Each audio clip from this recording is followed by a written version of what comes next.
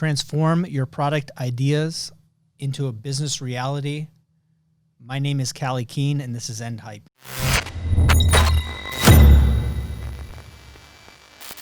All right, I cannot believe I haven't already done a podcast, a video episode on this.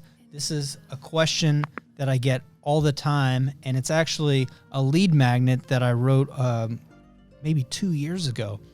So when we go out to sell, when we come up with ideas, a question that people commonly have is, how do I price that product? How do I price what I'm selling? And the initial thought that people have is that they should sell for less. They should settle for less. That they should come in and sell their dream for less than what the competition sells their product. And there's a couple reasons why that makes zero sense, but just from a high level perspective, without going deep into the psychology of a customer, is if the market was satisfied, if the customers were satisfied with that product at that price, you wouldn't have a business, right? It wouldn't be a problem in the market. It would be satisfied. So why are you looking at the correlation of what someone else is doing and saying, well, I have to be less advantaged than them. I have less leverage than them, when in reality, you should be solving a problem at such an enormous value that the price becomes irrelevant. And that's what we're going to kind of talk through right now. And I'm going to use an example from my past, from a crazy project that we did. And this dovetails into conversations that we want to have down the road on collaborative product development and on marketing strategies. But right now we're going to put it all under this tent of pricing, because as technical people, you want to think about like those direct check boxes. That's what people, if I'm talking to an engineer, generally people aren't coming to me and asking about marketing tips. They're asking about, like, how do I actually make sales? They're thinking transactionally, or they're thinking about the finer points of the sale process, like what that price is. What is the price? But really what they want, the information that they need, is in that broader focus of the psychology of marketing and really where your product positioning fits. So I want to run through this today, and hopefully you'll find it really interesting. It's a crazy story, and I think that it breaks the assumptions. It breaks the mindset that people have that your dreams are worth less than your competitor's status quo. Absolutely not true. So, long story short, stop undervaluing your product or service. So K-Form, Red Blue Collective, at the time Revolve Makers, another business that we that I founded, our coaching clients generally, as my strategy, we create products that are 2 times, 10 times, 100 times the common market price. And that results in sold out 6-figure launches, high demand 7-figure sales. And I know that this sounds crazy, but we're able to do that with little or no actual paid marketing. And why does that work? How can I sell something at 100 times the price and it sell out immediately, instead of using that penetration pricing and selling like at half as much and struggling to make the sales? So let me do a little story time for you, so we can cue up some sleepy time music. Maybe that'll cover up the machine noise in the background, the hum, but we get some lo-fi beats in here. So it was like 2015, 2016. I was speaking at a lot of local makerspaces, universities, entrepreneurial events, all that stuff. I founded Red Blue Collective as a content-first startup, and I really went out there to do customer interviews en masse. And the way that I did customer interviews is I presented my value in presenting on the product development process. So like, this is the professional process for intentionally creating innovation. And then I would get lots of feedback. All that Q&A, the value of the Q&A isn't just the value that I give other people, but it's the value because I'd know what questions people have. And that's how I know that funding is the number one question. Intellectual property is the second most common. And this pricing, what we're solving here today, is somewhere in that 3 to 5. Every time that I'd speak, somebody would ask a version of how do I price my product. So people had ideas, but they had way more excuses. I did a series of maybe 15, 18 presentations going through product development from ideation to manufacturing to operations, tip to tail. And everyone has amazing ideas. That's the coolest part, right? If you go talk to a room full of entrepreneurs, from wannabes to seasoned professionals, everyone has a $1 million idea. Everyone has an amazing idea. They just don't really have focus, and they let excuses cloud like the actual pathway to realizing that idea into a dream, into a business. They said that they lacked time, money, or resources to be able to do that transformation from idea into business. Excuses are poison. That's the thing. That's the bottom line. I'm sure that you've heard Gary Vee say it a million times, and it's one of those indisputable facts that I'll give him, regardless of your opinion of thought leaders like him. It's true. Excuses are poison. They do nothing for you. Maybe you could call them like a little temporary satisfying salve, right? Makes you feel good. It maybe makes you get pity, but it doesn't help you in the long run. It doesn't actually push you forward. So I hate excuses. They're really annoying, and it makes people frustrating to deal with because they're what's actually blocking them, not the thing that they're making the excuse about. So as a demonstration of the Red Blue Collective framework of like, this is how we develop products, I gave myself a challenge. And I wanted to give something that was difficult enough, stressful enough, that it would show that all of those things. It wouldn't have to be a super technical product. I wasn't going to use a big manufacturing facility. I wasn't going to use fancy engineers, anything like that. I was going to use the same resources they have, and I was going to trade my experience for reducing the time. So instead of, if I gave myself 3 months, I probably could make anything that I would want. So instead of that, what I did is I hacked a Kickstarter launch in 20 days from nothing. So no idea to live on Kickstarter. And I showed our inventor community, entrepreneur, engineering community every step of the way. How we picked the idea, how we validated the idea, how we designed the idea, how we prototyped it, how we built the Kickstarter, everything, right? Like I said, we didn't use K-Form, didn't use overseas partners. We used the community makerspace tools to build our prototype. We bartered with people that knew how to use the equipment there to build our prototype, because it's so time constrained. That's my evening time. That's not my day job. I don't have the time to do it. So maybe somebody else has the time to do it, and there's something that I can provide them of value where they can provide that prototype for me.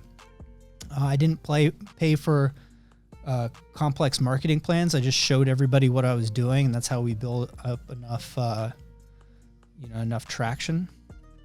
And I did the website. I bartered to get the video done. I did the research. We put this all together, and we showed our community step by step. This is how we did it, right? This is how we picked a customer segment that we really understood because it was our tribe, and we really care about those people. This is how we ask them about their problems, their feelings, their beliefs, their complaints, what they care about, what they think is cool. This is how we involve them in the development process, right? As we made different ideas, engaging people online and in person. We created a following from day one. And this is the thing. I didn't make a technical product. I made the most novelty product, I think, of all time, next to maybe Pet Rock. This was really early in the whole scheme of things, but we made a $200 fidget spinner. And most people hadn't heard of them, but we launched on Kickstarter, did pretty well. You can look it up. It's called Alpha, and we did $30K on Kickstarter, and then we did another $10K in pre-sales the week after. So within that 2-month time frame, we went from me giving a presentation on I'm going to do this challenge to having $40K in the bank. It's pretty good. But why could we charge $200? I mean, most people within like 6 months, everybody knew what a fidget spinner was, and they'd pay $2, or people would give it away for free as like a little business card thing, or they'd pay $5 at 7-Eleven for it. But why would people pay $200 for a piece of metal? And the reason at the time was that it resonated with our audience, and our audience was machinists. I know machinists, I know manufacturers, because I grew up with them. I work with them. We have machinists here. And I know that they really like fun little mechanical things like that, making things, and they enjoy it, and they enjoy the craftsmanship of it. It's really common to see those machinists also purchase high-end pocket knives. Later, we would find out that the audience of people that bought mechanical vape mods, so like machined vape mods, really, really liked the fidget spinners, because there was no way to target people that liked fidget spinners on Facebook or Instagram, because no one liked them. But our niche community that we really understood, they had a big problem. They wanted fidget spinners and they were sold out. We even joined a really small community. There's about 300 people on Facebook, and communicated with a lot of people that eventually that turned into like 20,000 people in that Facebook community, because obviously this thing blew up.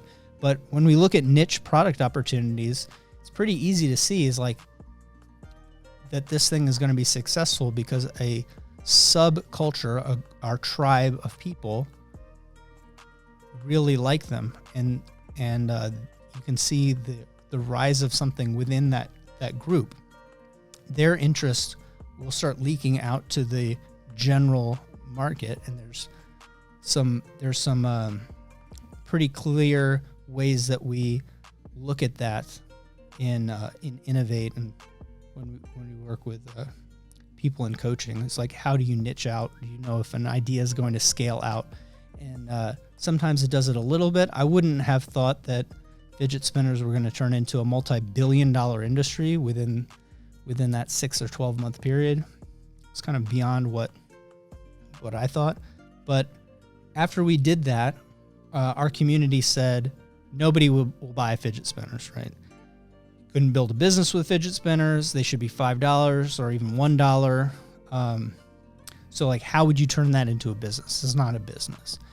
And I think that that's wrong. So did we listen to the wannabes?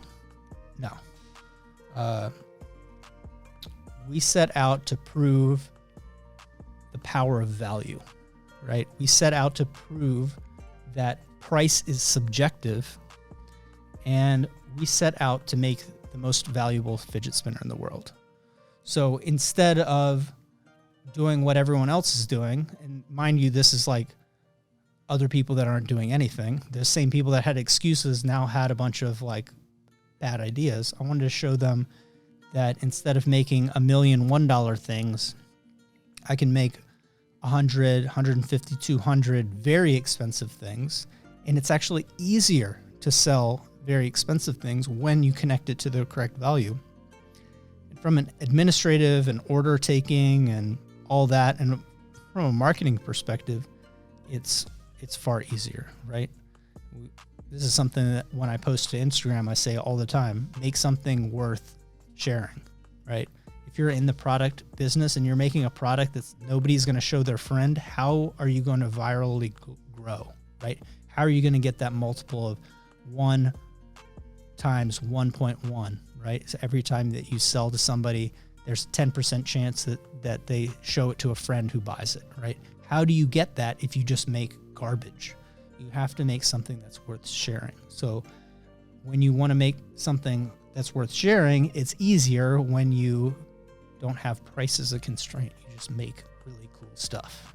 So that's the dumb way of looking at it. It seems more often than not a killer strategy versus just a dumb thought. But we pre-sold Artifact, the Artifact fidget spinner, for $700. Okay, we sold it through Instagram, an email list, and a landing page. We didn't use Kickstarter.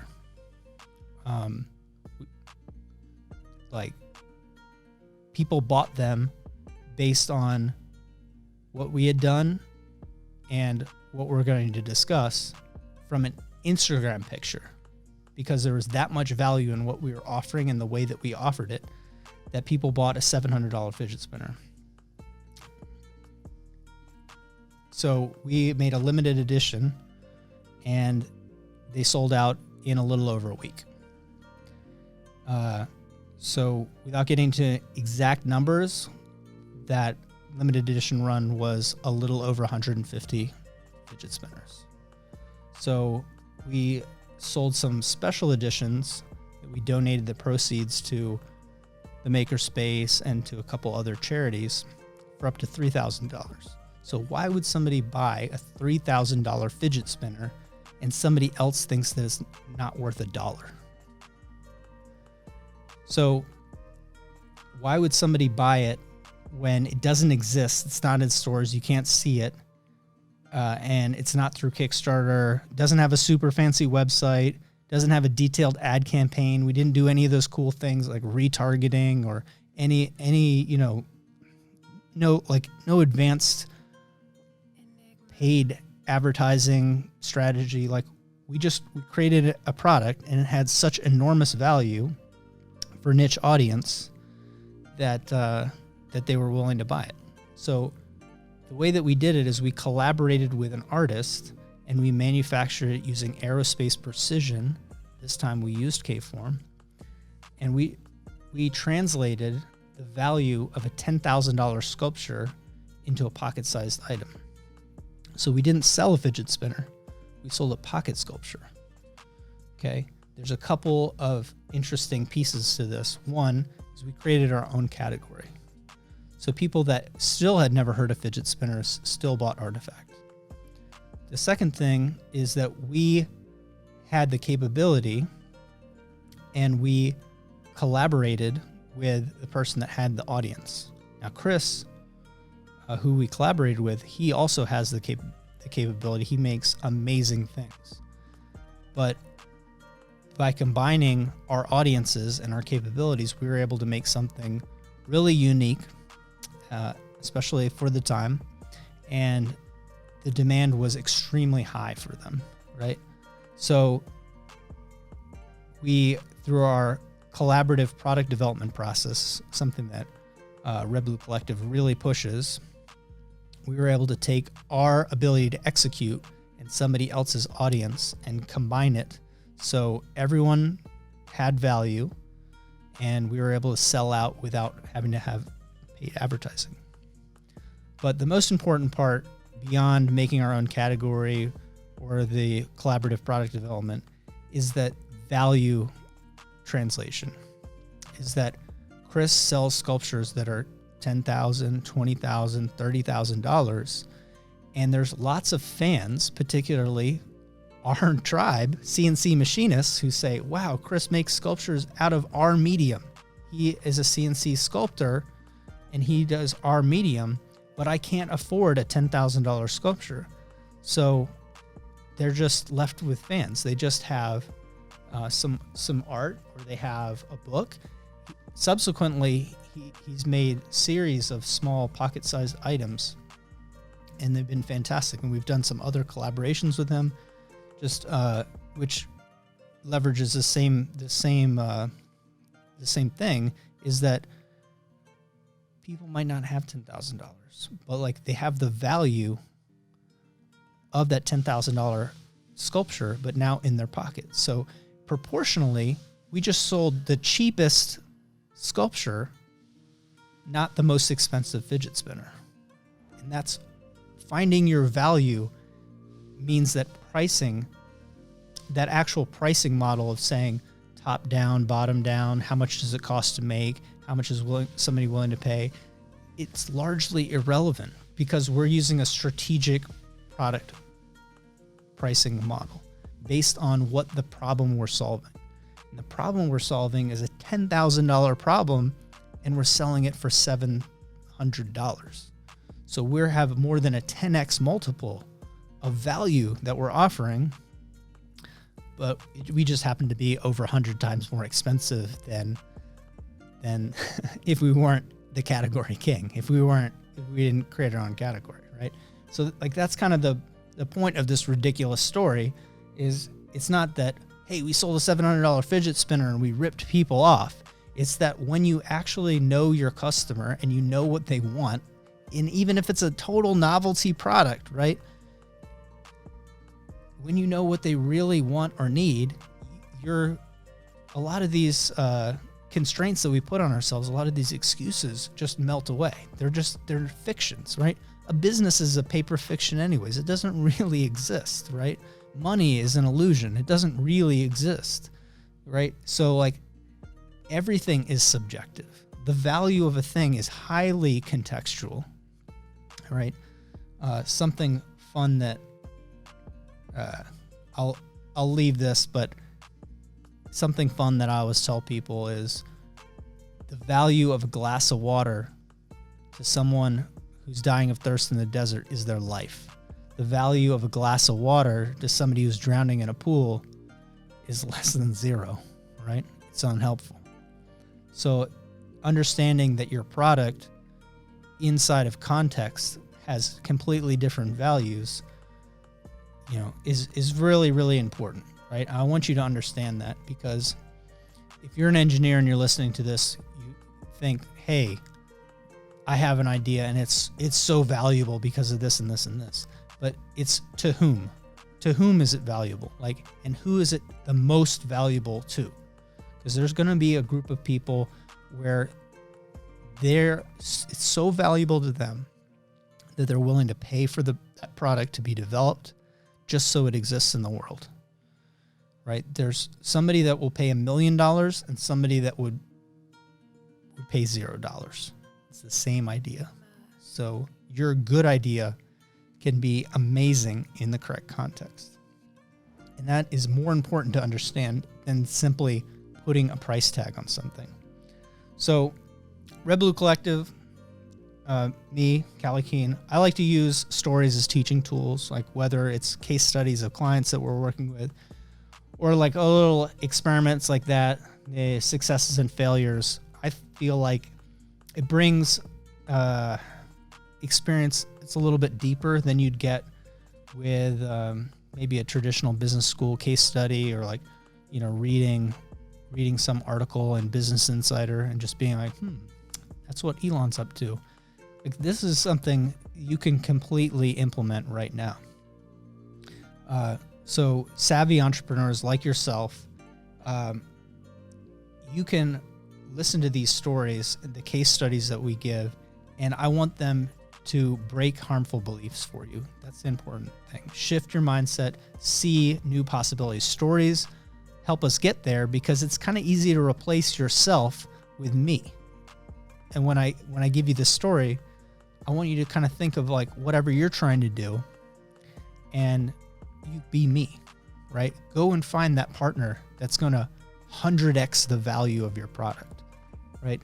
Go and find the customer who values what you're trying to offer 100x more, right? For any idea, there's a 10, 100, if not 1,000 or million times value application. So many entrepreneurs struggle with finding the correct price for a product.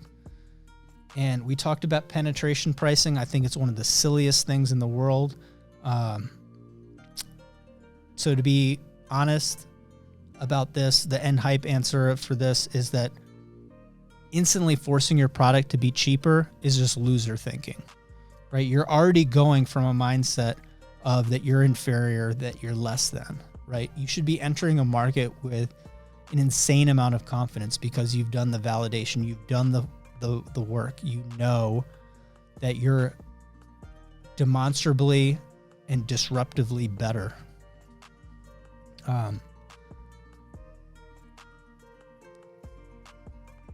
So to sum this portion of this up, I coach customers to sell their products at premium prices, right? We want to create something that's worth sharing. We want to try to figure out what the highest value of that thing. We have so many options. We want to first understand value. And I want to really drive this home, that value is subjective. So let's go over a couple of basic elements to this. Is that this is something that my dad would say. And I'd say, oh, this thing is worth this much, right? As like a collector, I'd be like, this thing's worth this much.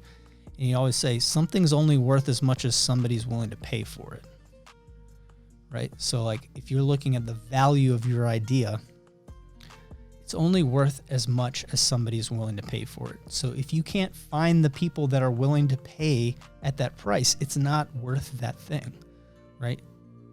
Customers and value are they're inseparable. They're inseparably linked. They're not separate things. When we look at ways to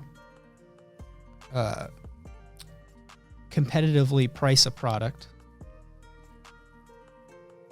to be better, and we did both of these things with Artifact, is that we're trying to decrease the price in some way and we're trying to increase the value. Right? So like, I look at it in that multiple. I know that if I want somebody to move, I need that 10x or 100x value. So what we're doing is we're decreasing the price relative to the collector market of CNC machine sculptures. We're increasing the value of what the perception of a fidget spinner would be. And everything that we talk about in any marketing that we put out is about that. It's about the value that we're providing, that it's made in a aerospace defense manufacturing facility, and that it's made to insane tolerances, and that it's hand finished, and that it's hand balanced, and showing people that process, and showing how it's packaged. And when we sent out the initial packages, adding extra pieces, adding a case, adding a special certificate, adding like just making everything a certain way. So like that value is even higher when it's received. So people are more willing to share it or talk about it, right? We have to look at value beyond just, hey, this thing costs us this much. And we'll get into something as simple as that. So if value is subjective, perceived value and context drive price.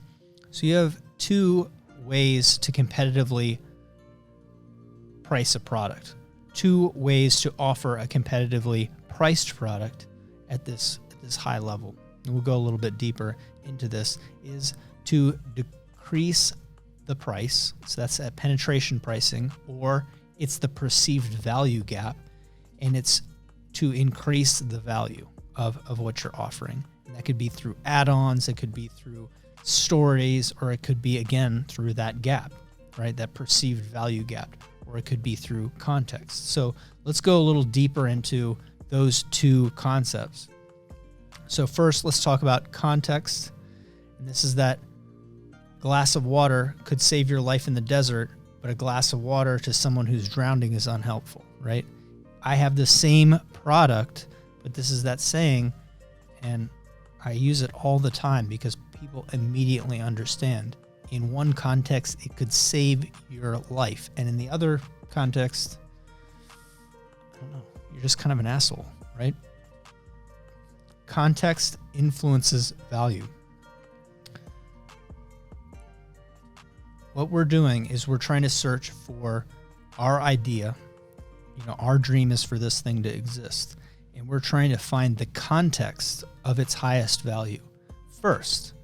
If I understand that, then I understand how it should be priced, right? Price is what I'm going to sell it for. I don't know what to sell it for unless I know the context, because it's really hard to understand the perceived value without context. So let's circle back to this. And we definitely went into it when using our story. But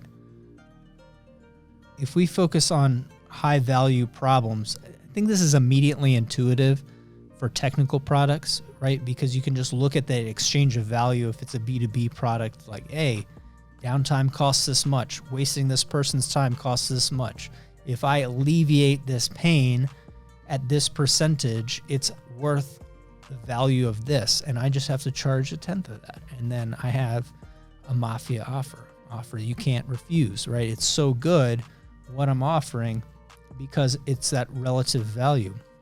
This is why B2B software products can be outrageously expensive, because they usually solve outrageously costly problems, right?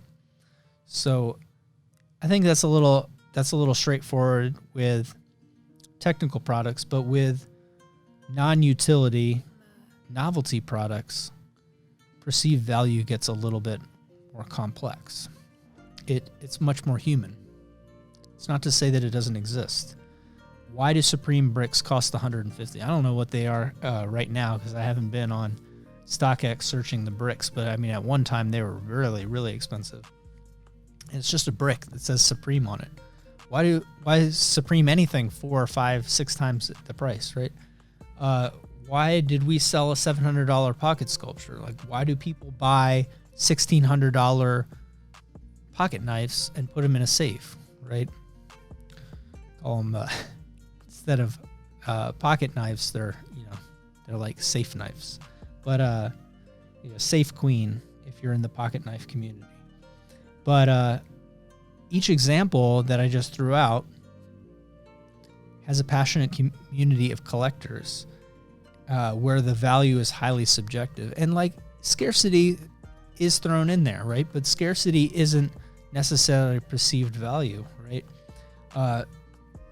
Branding, scarcity, and acknowledgement are all tied together to create that perceived value.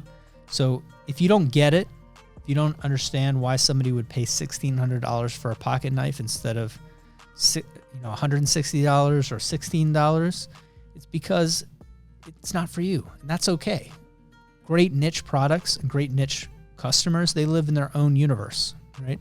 And that's why you see category kings or people that dominate a small, group of fans or, a small industry, and they do very, very well, and they can expand to other industries. But when we start, we want to sell stuff that's really cool, right?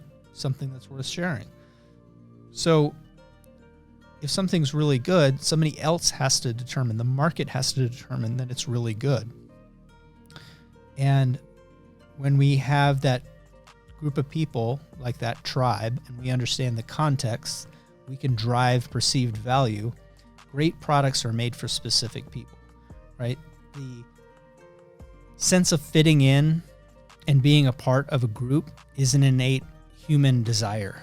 And then, like, on that next level, being a smart member of that community, actually separating yourself in that community as a thought leader, is another behavioral mechanism inside of how communities work, how civilization works, right?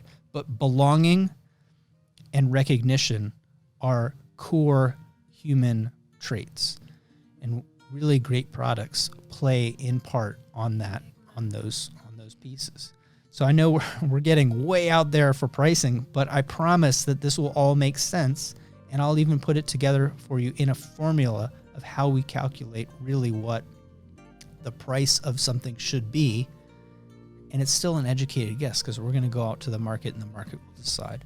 But for every type of product, and that's tools, pens, clothing, cars, food, watches, everything that you think like that could be argued is a novelty or is like above the utility of the item, right? You can buy a $5 watch that keeps time as well as a Rolex, but why is a Rolex $20,000, $30,000 and the other watch is $5? Like, what's the difference? Well, that gap, that intangibility is the perceived value, and it's driven by a lot of things, right? Like craftsmanship doesn't matter outside of context. If somebody doesn't value craftsmanship, they only value utility, that doesn't matter, right? If they don't value the materials, it doesn't matter, right? So that's why it's all contextual. Perceived value is contextual, right? When we make these special products, they act like, we call them tribal totems. They're really social signals to others that we belong to that community, that we're a smart member of that community. I think an easy one to understand really isn't like a flex like a Rolex, but maybe an expensive pair of sneakers, right? So for any of you sneakerheads out there, like, you'll know this, there's colorways of a sneaker, like there's a color pattern of a pair of Jordans that to anyone who is not really into sneakers looks the same. It looks the same. And one of them will be $2,000, another one will be $200, or another one will be sold at Ross for $60. It's on sale, right? And the difference is that this one has a black toe, this one has a red toe. This one has a red top, and the other one has a black top. The colors are just interchanged. The utility of the shoe is exactly the same shoe. Scarcity-wise, there's an order of magnitude less of one of the shoes. That's true. But for a sneakerhead, there's a story there. There's a reason there. It might be a special edition tied to an event or tied to a piece of history, or that is like the old version of this, or there's a reason, and that drives it as the thing, the recognizable social signal in that group, right? And for members that are outside of that group, it makes zero sense. But for the people in that group, they would be able to see and say, hey, that's that thing, right? That's this thing. Oh, that's on your shelf. That's this thing. And it serves no purpose except for a social signal that ties those communities of people together. So when you see people flexing on Instagram, it's like our caveman version of ourselves showing that we belong, right? Searching belongingness, and it's hitting that same part of your brain. I think that's really cool. And when you understand that, you understand how art works. You understand how fame works. You understand how viral products work. And you can get into this bigger conversation of perceived value and how sales really work, right? How social selling works, how social proof works. And now we're getting into a portion where pricing isn't irrelevant, but you have to know that pricing itself is inside the context of perceived value. So great products, they drive the price. They're not driven by the price, right? They're driven by the perceived value, and they might even change how the market perceives what pricing should be, right? 15 years ago, the idea of there being like a $300 hoodie would be outrageous. Now Dior, a fashion house, sells $2,000, $3,000, $4,000, $5,000 hoodies, right? There's collector hoodies for Supreme that we just mentioned that are $10,000, $15,000, right? So these types of products that people are hyper passionate about, they change the game. They change the market. The market still decides, but the perceived value is so big that they become the category king or their own category. Or in the case of fashion, they change how fashion itself works. So instead of other people, them adapting to other people, other bigger companies had to adapt to them, right? They had to come to their door. And that's really cool. And pricing was definitely a piece of that strategy. So we talked about context. We talked about perceived value. I want to talk about the pricing formula, right? I want to show you our baseline formula, how we discuss in the framework for developing and testing pricing. So we had our hype story. I tried to break it down into its two pieces. And then how do we take that and then determine a market accepted price, and we augment that price through positioning strategy and budget and we then are able to alter that to deliver more value, right? So this is just kind of an important aside, is that people undervalue their product to the point that even if they do a successful Kickstarter campaign and they sell, 6 figures of product, they often don't have enough money to even purchase the product. And they certainly don't have enough money to reinvest into their business so they could do it again. They just end up being kind of Kickstarter junkies, right? If that, or they say, hey man, this wasn't worth it. I did a huge launch and I walked away with $10,000 out of 2 million. So let's look at this formula, and we have it set up as the base plus positioning plus distribution plus added value equals our strategic price. So that is our piece. And let's break this up. So the base is the boring part, and it's pretty easy to calculate this. That's like where we want to start. And we come at this from two ends, and we look at our bottom-up pricing, so what it costs us to make times a multiple, and we look at top-down pricing, what the market already pays, and then we back figure on how much we can buy the thing for.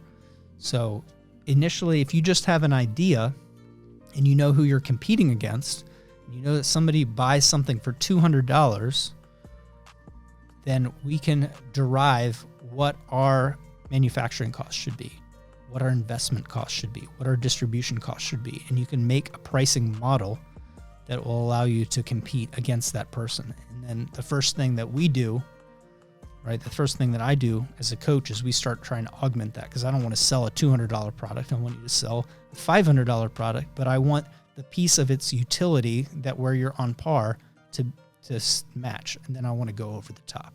And that's why we have that added value section. But let's look at the base. So first thing to understand is the difference between pricing and cost. People will use this term interchangeably. It kind of drives me a little crazy. So cost is the amount of money required to make and sell the product. So we say cost of goods sold, or it's the COGS plus our overhead expenses. Price is the payment amount for which the product sells, right? And that price might be different to partners, like distribution partners, channel partners versus the retail customers. But in reductive terms, cost is what you pay and price is what the customer pays, right? Cost optimization is something different that we tackle in Optimize. So we have 3 tracks that for coaching, and one goes into the other. So usually on the podcast, we're talking about stuff in Innovate. That's our first track, getting people in. And then we have our go-to-market piece, the middle piece called Launch, and then there's Optimize. So usually I don't really worry about cost optimization until we have quantities where we can do negotiating and really look at bill of material costs and look at, there's actually something to look at, right? You can't optimize zero. And people get really hung up on optimization instead of launching, or optimization instead of developing partnerships. And it's kind of a useless wheel spinning. So anyways, let's move on to bottom up pricing. So this pricing approach it's not really a strategy. It's really just an approach. You might hear it as cost plus margin, but basically we take the estimated cost of manufacturing, sales, distribution, overhead, all that stuff, and then we add a percentage to it. I'm a big advocate of knowing what your costs should be, and using those as targets to drive the design process. So like if somebody wants me to design a product and I say, how much is this product going to sell for? We go through, and I know that for them to be successful and to buy more manufactured product, that they need it to be 4 or 5 times the manufacturing cost, the actual price, right? So like it's pretty easy to figure out, like, but initially one of our design inputs is like, how much is this thing going to sell for? So that's why we get into this conversation a lot. But if you have an informed position on what your costs are, you can have better negotiations, better growth roadmaps. And if you are going the strategy of getting, venture backed or trying to win some of these innovation challenges, you're going to be way more informed. Developing an actually robust cost model is not something that you can really do at this initial idea stage, but it's something that you need to constantly check in with during the design stages, where your business guy and your tech guy are working hand in hand, 50-50, to make sure that we're hitting those targets. But best thing to know is, at first, your price sets your purchase budget, your COGS budget, and like as through the process, we're looking at a 4 or 5x multiple of manufacturing costs to actual sales costs. Easier thing initially to do is top-down pricing, or we call market-driven pricing. So at early stages, we're just doing competitive analysis. We're doing contextual perceived value, like this is the thing, this is the problem that it solves, this is how much it's worth, this is what they've paid for to solve this problem in the past.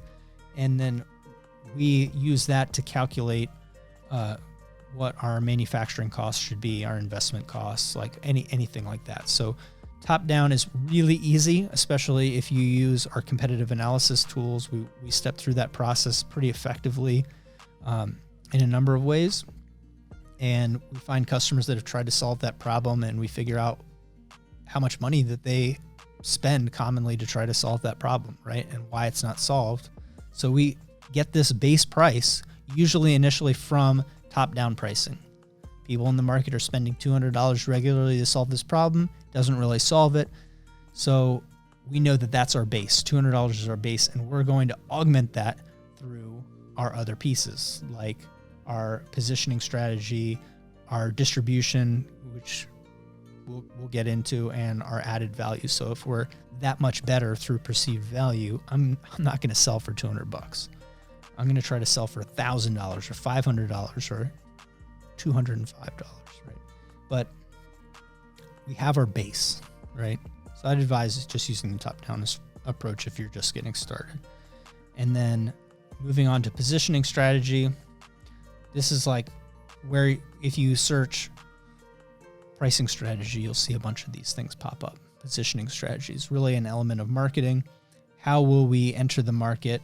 And that first one that I already kind of passed aside is penetration pricing. It's aggressive pricing strategies. I feel like they're very difficult for startups and small businesses to actually entertain. You think of like this, is like if something's already being sold on Amazon and it's a pretty decent product, like maybe it doesn't do the thing that your group, your customer avatar needs it to do, but if it's like reasonably similar on a technical basis and you know that they're selling a bunch of it, it's going to be really hard for you as a startup to come in and create something of similar complexity and sell for cheaper, right? And to afford all of the mistakes or the issues or getting the inventory, building the sales team, all the business it's going to be really difficult. And it just seems mind-blowingly dumb to me, but it is the most common thing that people do, is they, again, default back to a position of less than not worth as much. And you got to toss a little bit of that ego in there and be like, we're going to make the best of this thing that's ever existed. People are going to love it. They're going to want to have a show about me. This is going to be so great, and I'm going to make it happen, right? I'm going to build the team that's going to facilitate me doing this, because I have no idea what I'm doing, but I'm doing it, right? You got to be pumped up. So I think penetration pricing is pretty dumb unless you have a lot of money and it's part of a really big strategy and you're Walmart and you're trying to bankrupt a town. Like, go for it. You know, you do you. I can't play that game, right? You see competition market a lot, and as far as I want to get into competition is in the top-down approach, right? I think people looking at what other people do and saying, like, I need to be slightly better than them, I need to be slightly cheaper than them, it's a losing strategy. And we have a past podcast that's on building an unfair advantage. We have one about why competing is for losers. Like, we talk about this a lot, right? We want to know what other people are doing. We also just don't want to care at all. We're going to absolutely destroy them with the way that we develop a product. But when you go out and you do customer interviews, you talk to people that fit your customer avatar, and they say, yeah, I bought this thing and it was terrible, at least you know how much that they spent. They say, yeah, I bought 5 products and none of them quite did the thing that I want. Then you know that, you know, they're spending money. That's the most important thing when we talk about mining competition, is, are people in your group spending money to solve that problem, right? Are there other companies that try to solve that problem in any way? And then we can know there's a market there, right? I like competition for the fact that it proves that a market exists. It proves that value is real, that it's not just all imagined in my mind with my shower idea, with my lightning bolt that hit me, right? But differentiation isn't just critical. Differentiation is the game, right? Strategy-wise, I see progressive, or they call them milking strategies. It's really interesting. But this feeds into the premium price model. Is that if we want to enter the market, and we know that initially, because of our first development costs, our marketing costs, all those pieces, that we can't make that cheap product, because I've sold you on the idea that is dumb. Making cheap things is very expensive, and we don't want to play that game. We want to make something that's more expensive, but we see that opportunity. We know that we can unlock 60%, 80% of the market if we can get down to a certain price point. That's where progressive pricing strategies work, is we build a roadmap, usually with traction products, where just like Tesla sold the Roadster very expensive, and then they sold the Model S, and then, you know, now they're trying to sell the Model 3. So they go from a $150,000, $200,000 car now to a $30,000 car. Everybody else, because of hubris or silliness, they tried to create an electric vehicle that was $30,000 right off the bat. One, they're not worth sharing because they're little ugly ant cars, right? They were stripped down to the limit because most of the cost is in the battery. Like, nobody cared. They just built a lame product, right? They sold-ish, right? But they didn't electrify the world. They just electrified a little ant car, right? That's it, right? So by creating the Roadster, they could cover more of those costs. They could recoup more of their R&D, and then create a roadmap that over time they got more and more of the market, progressively more of the market, as they were able to drive costs down, get smarter about operations, get smarter about marketing. Like, just remember, and if you listen regularly, thank you, appreciate you, but you've heard me say this a million times. A product is a strategy for a moment in time. A product isn't a business, man. A business utilizes products to gain revenue through satisfying customer problems, right? Satisfying needs. So, like, a product is just a strategy for a moment in time. in 5 years, whatever you're thinking on, your dream thing will seem like every day, and you'll have another dream and another dream, right? So, when you look at this progressive go-to-market strategy for pricing, it makes a lot of sense. It's like, what would be the most advantageous to do today? Let's put it on a timeline, and let's get to where we can get more and more of the market. And that leads into our last, and that it's kind of my favorite thing is pricing or luxury, premium or luxury pricing. There's a variety of forms. We already talked about shoes, right? But this is the example that I give people. One, because I can see my sneakerheads in the crowd, but also I think people have some level of intuition about this, especially right now, is that a lot of companies can make shoes that are as good as a Jordan, right? They can, if they have the money, they can spend the time and research to,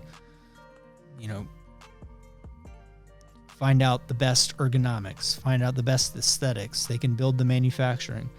They could launch a crowdfunding campaign, and they could, execute powerful digital marketing strategies. I mean, you see Allbird, like they did it. They put out that super ugly shoe that, it seems like every venture capitalist in the startup community loves, or people wear all the time. But they're just like a little drop in the ocean compared to Jordan, which is only a fraction of what Nike does. And it's like, why? Because at the end of the day, we aren't Michael Jordan. That's the thing, right? You could make your own copycat, but you could never really sell it like you can sell a Jordan, because you're not Michael Jordan, right? They have this other piece, this brand piece. His brand, it could be tired, it could be outdated. He could have a disaster, but you can't steal that market share. It's almost impossible, because you can't be Jordan. Jordans cost more, and they sell for more because of branding. Premium branding command higher prices. It also puts the onus on you to make something worth sharing, make something that's good, because it's a pretty good shoe at the end of the day, right? It held the test of time, but you can never be that thing. So I like looking at products as the ability to build a brand, because that builds our ability to sell and grow the business. I know we're getting a little off of the pricing strategy thing, but boil it down. I like a lot of those different pieces. We need to address them, but sell something that's higher value. Sell something that's more expensive if you can. And so we talked about the base. We talked about the strategies. Let's talk about distribution, right? Because distribution matters, and it is a cost component that we need to price into our product, right? And simple things like warehousing, distribution, fulfillment, marketing, right? Every step of the product costs money. So without getting super in detail to this, right, understand that everyone that touches your product, they have to get paid. It's what incentivizes them. It's what, to move your product, whether they're a retail partner or distributor. But the mistake that people make is that they buy a product and they think, well, I'm going to make 30% on this, and that's fantastic. So I'm going to be a millionaire. And then they grow their product. Maybe they have a direct-to-consumer product. They grow it to a certain level, and then they need to have a fulfillment center. And they're like, oh, it's cutting into my margins. And in the case of cheap products, it takes your margin down to nothing, right? But then they grow a little bit more if they can, and they bring on a distributor, or they bring on a potential retail partner. They find out that there's not enough meat on the bone. There's not enough opportunity there because of the way that they've cost themselves out of potential partnerships. So that's very common.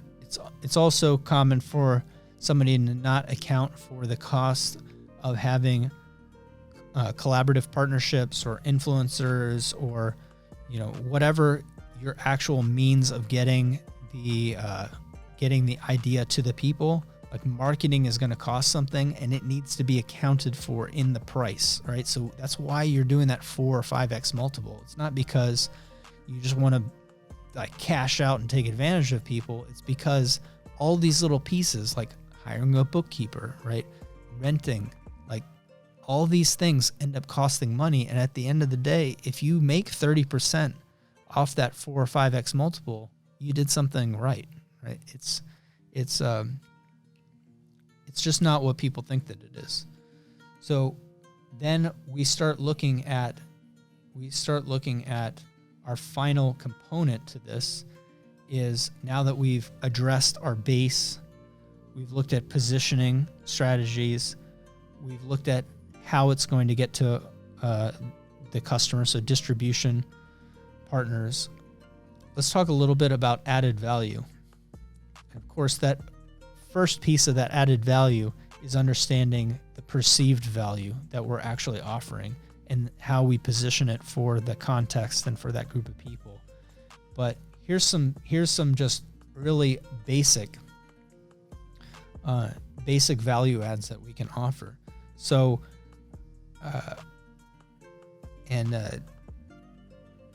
since the first time that I talked about this, now we have, you have like ClickFunnels and all these other funnel softwares, and they just do a ridiculous job. They do, at doing these things like bundling and upselling that we're going to talk about. But you go into McDonald's, you go into any fast food restaurant, and this should be intuitive right away, is that there's always a family pack. There's always the Happy Meal, the supersized meal, right? There's always these little ways of getting that little extra edge, and all of those pieces count because each order, it has fixed overhead costs that regardless of customer buying one product or 3 products, the customer acquisition cost is the same. So we're trying to up that cart value or the lifetime value of that customer, or the minimum, just that one transaction value. So what we want to do is we want to look at first bundling. Like simple bundlings might just be multiples of the same product. So like you buy 3, get 1 free, right? The packaging is reduced because maybe it comes in a wrapped package instead of an individual box, right? Or it's in a 4 count box. So you're just saving money on packaging, but it's upping that total value. So instead of $3, it's $12, whatever. Instead of $5, it's $16, whatever it is.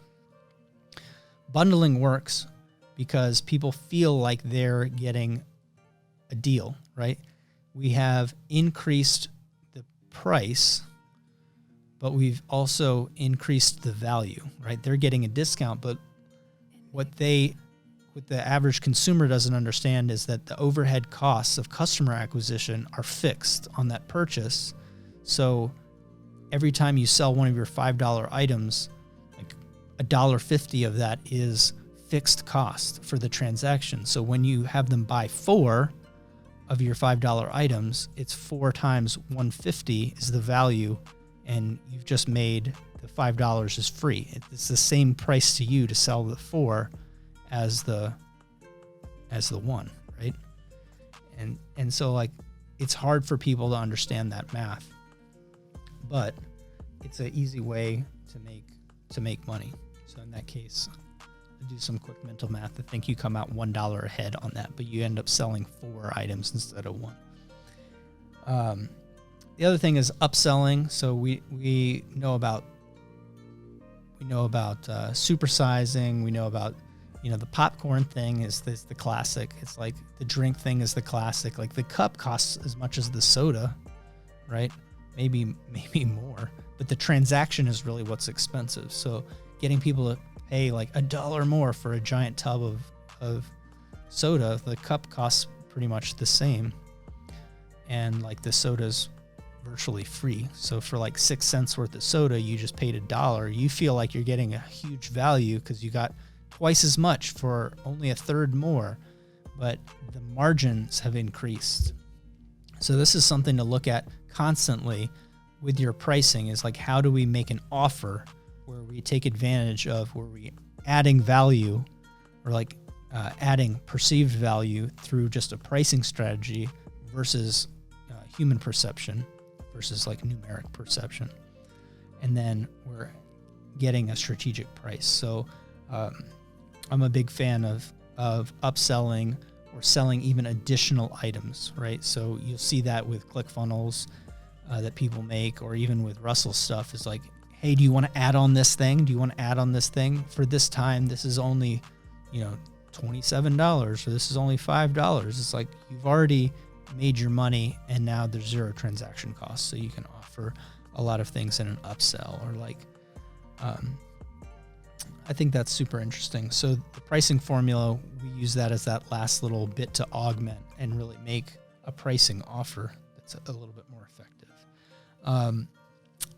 So let's just summarize this really quickly. Pricing is not black magic, okay? There's a piece of it that's technical, and there's a piece of it that is human. So there's a piece of it in our little world, which is why Red Blue Collective is the dichotomy, right? So we look at those two pieces, the human piece, and we look at the technical piece. We look at the perceived value and context, and we look at the technical costs and what the market is doing. And we combine those through a formula. We can get a pretty accurate picture of what we can offer and what will actually drive business growth.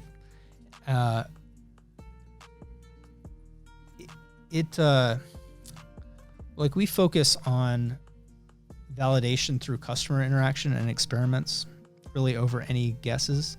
So even with this formula and even going through these steps, and some of these I just kind of glossed over, we go in a lot more depth when coaching somebody and when talking to people at events. But like, even with this approach and with all this information, you still have to go out there and test. You actually have to do stuff. So when I speak, or when we're at an event and people ask me that price question, I know what they're really asking is they want an excuse, right? They want a blank spot to prevent them from moving forward. What we really want to do is we want to make an educated guess, and we want to build it into a testable hypothesis and say, I think that this percentage of this group of people will think that this price is fair based on this offer. And we want to get feedback, and that's going to enable us to reduce risk, try something, and then we can like scale it into the market and see how far we can go. And then as it gets bigger, we'll have to adjust our strategy anyways. But I think people are really asking the question about pricing because they're looking for something to get hung up on. They're looking for a reason not to move forward. And this is just like a piece of a piece of a piece, that if we understand the system of how products get developed, how ideas get transformed into businesses, this is like not that big of a deal. It's not that big of a deal. It's kind of interesting when you see, a pocket sculpture being sold for $700, or like an old brick being sold for $150. It's kind of crazy. But like, how important is that right now? How important is getting worried about this versus actually moving forward? So what I want you to do is think about what your real challenges are, what your obstacles are. Just like I said before, I went out there and I talked with hundreds and hundreds of people, and I've compiled all the questions that they ask. And this is one of those top questions. I want to ask that of you guys. This is like 4 or 5 years later. What real obstacles do you have? And comment down below, DM me. If you do, I promise that we'll make an episode of End Hype about it. We'll bring somebody on the show to discuss what that problem and what that solution is and how they tackled it, or how they advise people to tackle it. That's how we grow. That's how we get ideas. But make sure if you got value from this, do me a favor, right? Share this on your Facebook, link it on Instagram, link the short video from IGTV. Let's get some distribution out there. If you got any value out of this, let's get the word out, right? Because there's people, there's your friends, there's people that are your family, there's people that are in your community where this content might be the difference between them doing something and not doing anything. They might hate it so much that it starts a conversation with you, and that leads to a business that you create. I don't know, but like, if you got some value out of this, I'm not asking for any money or you do anything. Just share it out. I'd appreciate a like, I'd appreciate a subscribe or whatever, but what helps grow the show is sharing. So if you can share it out, I'd appreciate it. And this has been End Hype. My name is Callie Keene, and I'm out.